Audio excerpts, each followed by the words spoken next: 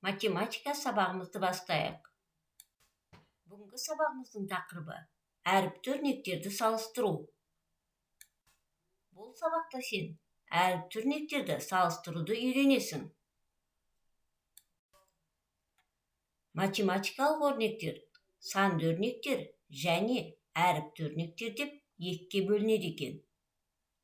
Біз өткен сабақта санды өрнектерді салыстыруды үйрендік. Санды өрнектерді салыстыру үшін олардың мәндерін тауып, сол мәндерді салыстыру керек. Мынау балалар әріпті өрнектер. Қане бірге оқып жіберейік. А мен 7-нің қосындысы, 4 пен С-нің қосындысы, 8 пен X-тің айырмасы, Б мен 10-ның айырмасы, А мен 9-дың қосындысы. Осы жерде балалар әріптері бірдей қандай әріпті өрнектерді көріп тұрмыз? Дұрыс айтсыңдар. А мен 7-нің қосындысы және А мен 9-дың қосындысы. Біз бүгін әріптері бірдей әріпті өрнектерді салыстыруды үйренеміз. Енді балалар әріптері бірдей әріпті өрнектерді салыстырған кезде сан қосылғышына қараймыз. Бірінші өрнекте сан қосылғыш 7 болса, екінші өрнекте 9. Яғни 7 9-дан кем. Сондықтан балалар А мен 7-нің қосындысы А мен 9-дың қосындысынан кем болады екен. Мына суретке қарайық. Екі дорбадағыда кәмпит саны бірдей. Ол X деп белгілейміз. Ал енді сол жағындағы дорбаның қасында 7 кәмпит бар. Оң жағындағы дорбаның қасында 8 кәмпит бар. Яғни X пен 7-нің қосындысы, мына жақта қалтада X пен 8-нің қосындысы. X пен 7-нің қосындысы X пен 8-нің қосындысынан кем болады. Өйткені 7 кем 8-ден. Енді мынандай тапсырма беріп отыр. Егер бір кәмпитті бір қалтадан екіншісіне ауыстырса, қандай жаңа өрнектер алуға болады? Сол өрнектерді салыстыр дейді. Яғни, бірінші 7 кәмпиттен біреуін алайық та, оны 8 кәмпитке қосайық. Сонда мына жақта 6 кәмпит, мына жақта 9 кәмпит болады. Сонда X пен 6-ның қосындысы және X пен 9-дың қосындысы шығады. X пен 6-ның қосындысы X пен 9-дың қосындысынан кем болады екен. Ал енді керісінше, мына оң жақтағы қалтадан біреуін алып, сол жақтағы кәмпитке қосайық. Яғни 8-ден біреуін аламыз да 7-ге біреуін қосамыз. Сонда мына жақта X пен 8-дің қосындысы болады да, мына жақта X пен 7-нің қосындысы болады. X пен 8-дің қосындысы X пен 7-нің қосындысынан артық болады екен. Енді балалар бүгін азайту амалымен берілген әріпті өрнектерді салыстырып көрейік. Ол үшін әріпті өрнектің орнына бір санды қояйық. Мысалы, бізге мынандай әріпті өрнек берілген. 8 мен B-ның айырмасы, 10 мен B-ның айырмасы. Әріптің орнына 3 санын қойып көрейік.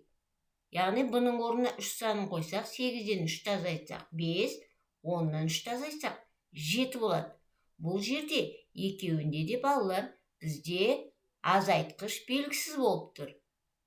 Егер де азайтумен берілген өрнекте азайтқыш белгісіз болса, онда бағанағыдай сандық азайғышқа қараймыз. Азайғыш қай жақта азайғыш үлкен болса, сол жақ өрнек артық болады.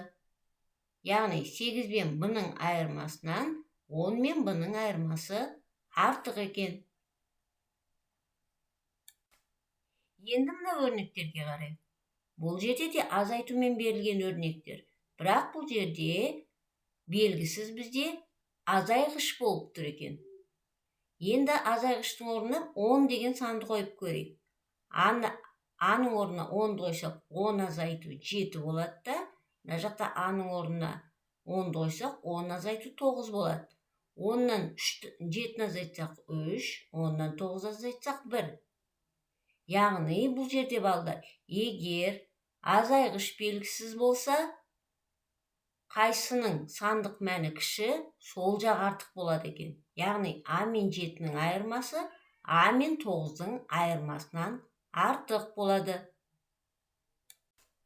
Сонымен балалар, біз бүгін әріпті өрнектерді салыстыруды үйрендік. Мына әріпті өрнектерді салыстырайық. Қолмен берілген әріпті өрнек салыстырған кезде балалар, белгілі санды қосылышқа қараймыз. Яғни 8 4-тен артық. Сондықтан да x пен 4-тің қосындысы кем болады x пен 8-дің қосындысынан. Ал енді екіншісіне қараймыз. Бұл жерде балалар не белгісіз? Азайтқыш белгісіз. Азайтқыш белгісіз болса, біз азайғышқа қараймыз. Қай жақтың азайғышы артық, сол жақ артық болады. 9 кем.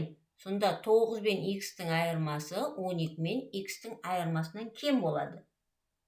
Ал енді соңғы әріпті өрнекте бізде азайғыш белгісіз. Азайғыш белгісіз болған кезде балалар, қайсының азайтқышы кем, сол жақ артық болады екен. Мысалы, x пен 6-ның айырмасы x пен 10-ның айырмасынан артық болады. Жақсы балалар, тақырыпты түсінсек, оқулығымыздың 43-ші бетіндегі тапсырмаларды орындайық. Жұмыс дәптеріміздің 39-40-ші бетіндегі тапсырмаларды өз бетіңше орында. Өздеріңді мынандай смайликтер арқылы бағалайық.